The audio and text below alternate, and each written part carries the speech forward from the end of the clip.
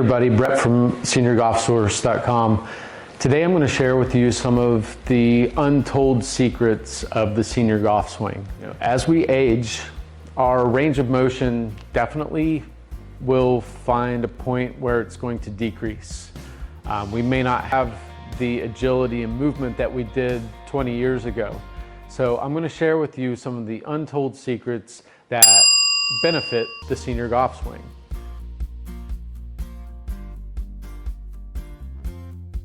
One of the first things that becomes affected is our range of motion from our gait, basically the movement of our hips.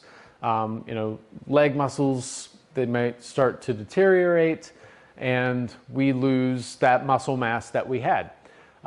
Because of that, our range of motion isn't greatly supported, and things like balance, definitely movement becomes slower. So something that we can do to help maintain good movement in our lower body is the placement of our feet. The standard swing that I would take, my trail foot is going to be basically straight on and my lead foot is going to be slightly open. So if we were looking down at our feet, kind of like we were looking at a face of a clock, 12 o'clock would be towards the tips of my toes. That lead foot, we want to be hanging out right around 11 o'clock, in some cases 10. And what that's going to allow us to do is to make that full pivot through impact. With the 12 o'clock position, disabled me from making a good follow through. Well, what we could do is start looking at the position of our trail leg. There is a caveat to it. If you flare that trail leg out too far to say like 1 or 2 o'clock, you're going to have a little bit of difficulty with making a balanced follow through. There could be a restriction on your downswing to finish, but you should definitely be able to increase where you are at the top of your backswing. So I'm going to go just kind of set standard here. I'm going to go 12 o'clock with my trail foot, 11 o'clock with my lead foot, and I'll get to the top of my backswing and I'm going to pause. All right, here in this position I'm pretty close to getting to parallel, but what I'm going to do now is flare that foot out ever so slightly. I'm going to feel like I'm not quite to 1 o'clock. I'm kind of in between 12 and 1 here, and what that's going to do, it's going to allow my trail hip to open up a little bit more, and it's going to allow me that just a little bit more range. So now I feel a lot more ease to turn. So it's not as restrictive. So if you have that really short backswing, flaring the trail foot is a very big thing that you can do to help increase your backswing.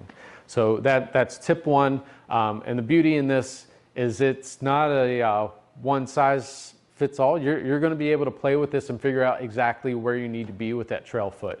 How far can you flare it out towards 1 o'clock, opposed to how's it affecting your follow through. So you can play around with this. It's something that you can do in the yard. It's something you can do on the range. I wouldn't say go to the golf course and do this right away. Get used to it in practice mode. All right, the next thing that I want to talk about as far as untold secrets for the senior golf swing is posture. As the body adds age, there's a good chance that there becomes some curvature in the spine, particularly like in the thoracic to cervical region of the spine. You're going to see that start to roll over. Now, what happens when our spine starts to curve, particularly in those two positions, our thoracic and cervical region, it disengages our core. And disengagement of your core muscles really cuts a lot of power out. You don't get to use those big muscles in the swing nearly as much. A curved spine also has a great reduction in range of motion. So what we're going to do for those seniors that might have the curvature in their spine is work on a couple of exercises. So the first one that I'm going to do doesn't require a glove, doesn't require anything really, doesn't no clubs or anything. I'm going to take my hands and with thumbs down, palms facing away from your body, we're going to go kind of middle fingers right on the temple of our head.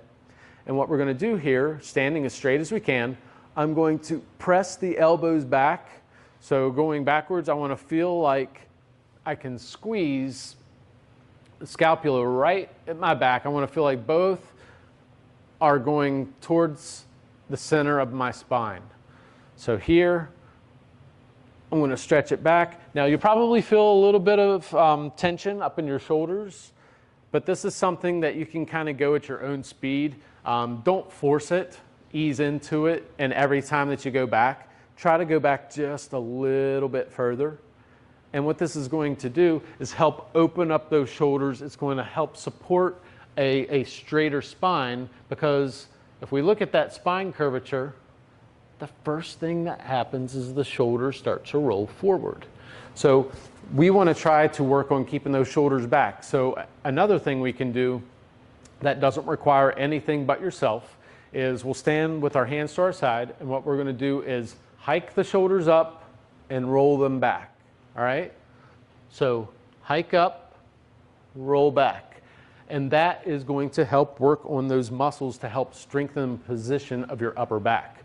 And if we can do that on a natural and consistent basis, you're going to find that your swings are not going to require a whole lot of effort. You're going to maintain a good posture and not have to struggle so much with trying to lengthen the tip of your backswing. So if your swing thought right now is, I need to lengthen my backswing, I need to lengthen my backswing, and that's the only thing that matters, hit pause, go stand in front of a mirror, and take a look at your posture.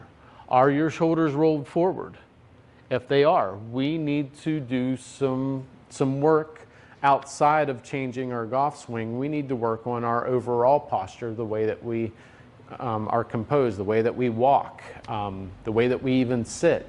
You know, become more conscious of what's going on with that shoulder position, because it's going to directly affect your spine position. And if that's affected, you disengage your core and you definitely restrict your range of motion, both back and through the swing.